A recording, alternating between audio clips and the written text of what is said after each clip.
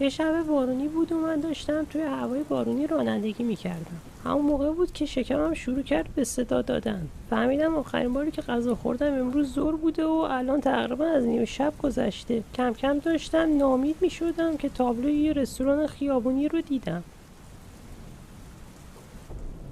زدم کنار و بوق زدم ولی کسی جواب نداد. همون موقع بود که یه مرد کچل و زشت بیرون اومد و ازم سفارش خواست. به تاکوبل خوش اومدی. وای منو ترسوندی کچل. حالا سفارش تو به هم بگو خانم. یه ساندویچ مرغ و نوشابه رژیمی. میتونی تا هوا بهتر بشه اینجا بمونی و بعد بری؟ نه نمیخواد، من کار دارم. اون سفارشو با یه تیکه کاغذ بهم تحویل داد. اون توش نوشته بود یه نفر داخل صندلی پشتی ماشین قایم شده.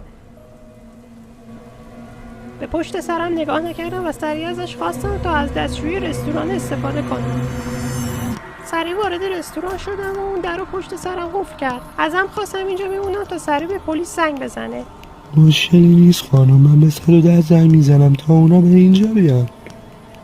همون لحظه بود که سرشو مثل مرغ کردن تو روغن داغ تا خوب بپزه. اون داشت همونجوری ازم درخواست میکرد تا بس کنم ولی اون داشت سرخ میشد و صورت و چشمش و دماغش داشت مثل استریپ سرخ میشد. اون دوست پسرم که بهم خیانت کرده بود و با سم مسمومش کرده بودم رو داخل صندلی عقب ماشین دیده بود و اشکالی هم نداشت. خودش هم اومد پیشش. شاید این آخرین جنایت من باشه و وقتش پلیس‌ها گم شدن 2 نفر جدید رو به روزنامه‌ها اضافه کنن.